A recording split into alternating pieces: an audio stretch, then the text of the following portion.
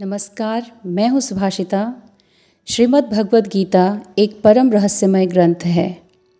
इसमें संपूर्ण वेदों का सार है। इसका संस्कृत बहुत ही सुंदर और सरल है। थोड़ा सा अभ्यास करने से ही आसानी से समझ में आ जाता है।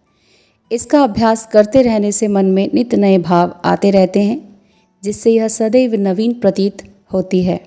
मुझे पूर्ण विश्वास है आप सब इसका अभ्यास करके पूर्ण लाभ प्राप्त करेंगे। तो आइए हम सब मिलकर श्रीमद् भगवद गीता के प्रथम अध्याय के 5 श्लोकों का अभ्यास करते हैं। ओम श्री परमात्मने नमः। ओम श्री परमात्मने नमः। यहाँ पर आपको नम के साथ 2 बिंदु दिखाई दे रही हैं। इसको संस्कृत में विसर्ग कहते हैं और इसका स्वर ह के रूप में आता है, तो आपको बोलना है नमः। ओम श्री परमात्मने नमः। श्रीमद् भगवद गीता, श्रीमद् भगवद गीता। यहाँ पर आपको द के नीचे एक तिरछी रेखा नज़र आ रही है, जो कि आधा अक्षर होने का सूचक है। इसको हलंत कहते हैं। इसका मतलब है आपको द का उच्चारण करते समय कम समय देना है। अथ प्रथमोऽध्यायः। अथ प्रथमोऽध्यायः। यहाँ पर आपको प्रथमोध्याय के बीच में एक अंग्रेजी के एस जैसा निशान दिखाई दे रहा है। इसको संस्कृत में अवग्रह कहते हैं। यह एक लुप्त स्वर चिन्ह है और इसका प्रयोग लुप्त हुए अ को प्रदर्शित करने के लिए किया जाता है। तो आपको इसका उच्चारण करना है प्रथमोध्यायः। और आपको यहाँ पर विसर्ग दिखाई दे रहा है य के साथ, तो आपको ह का उच्चारण करना है। तो एक बार फिर आप पढ़ें। अथ प्रथमोऽध्यायः। धृतराष्ट्र उवाच। धृतराष्ट्र उवाच। कई लोग उवाच करते हैं जो कि शुद्ध नहीं है। तो संस्कृत में जब आप पढ़ रहे हैं तो आपको इस बात का ध्यान देना होगा कि इसको उवाच ना बुलाएं, उवाच ऐसा पढ़ना है आपको।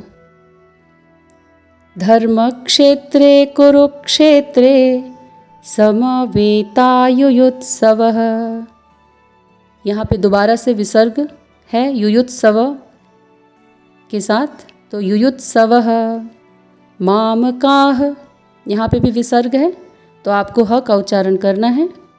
मामकाः पांडवाश्चैव किम कुर्वत संजय।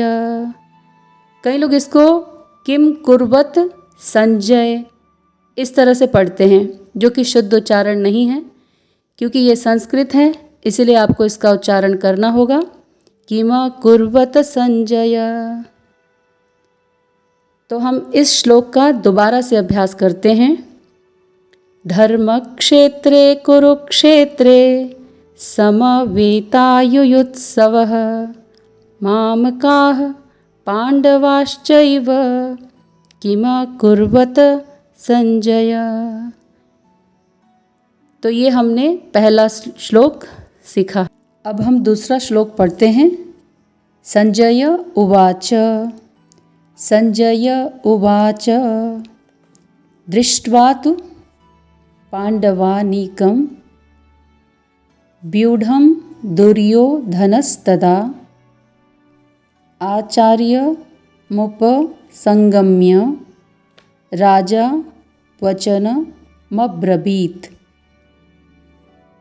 दृष्ट्वा तु, यहाँ पर आप देख रहे हैं ट के साथ हलंत है, तो इसका उच्चारण हमने जल्दी जल्दी करना है। दृष्ट्वा तु।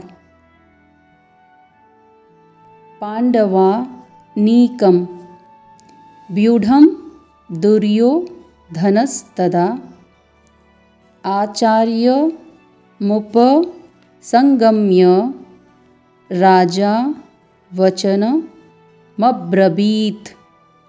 यहाँ पे त के साथ हलंत है, तो आपको इस बात का ध्यान रखना है कि इसको भी जल्दी जल्दी बोलना है। दृष्ट्वा तु पाण्डवानीकं व्यूढं दुर्योधनस्तदा आचार्यमुपसंगम्य राजा वचनमब्रवीत्। एक बार दोबारा से इस श्लोक को पढ़ते हैं। दृष्ट्वा तु पाण्डवानीकं व्यूढं दुर्योधनस्तदा आचार्यमुपसंगम्य राजा वचनमब्रवीत्। अब हम तीसरा श्लोक पढ़ते हैं। पश्यैतां पाण्डुपुत्राणामाचार्य महतीं चमूं। पश्यैतां पाण्डुपुत्राणामाचार्य महतीं चमूं। यहाँ पे म के साथ हलंत है। व्यूढां द्रुपद पुत्रेण तव शिष्येण धीमता। पश्यैतां पाण्डुपुत्राणामाचार्य महतीं चमूं। व्यूढां द्रुपद पुत्रेण तव शिष्येण धीमता। पश्यैतां पाण्डुपुत्राणामाचार्य महतीं चमूं। व्यूढां द्रुपदपुत्रेण तव शिष्येण धीमता। अब हम चौथा श्लोक पढ़ते हैं। अत्र शूरा महेश्वासा भीमार्जुन समायुधि युयुधानो विराटश्च द्रुपदश्च महारथः। विसर्ग है यहाँ पर थ के साथ, तो महारथः। अत्र शूरा महेश्वासा भीमार्जुन समायुधि युयुधानो विराटश्च द्रुपदश्च महारथः। धृष्टकेतुश्चेकितानः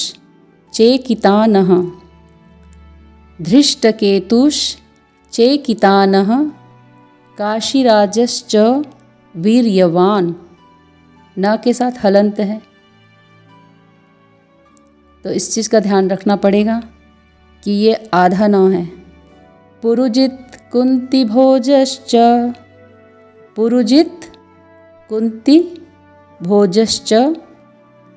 शैव्यश्च नरपुंगवः।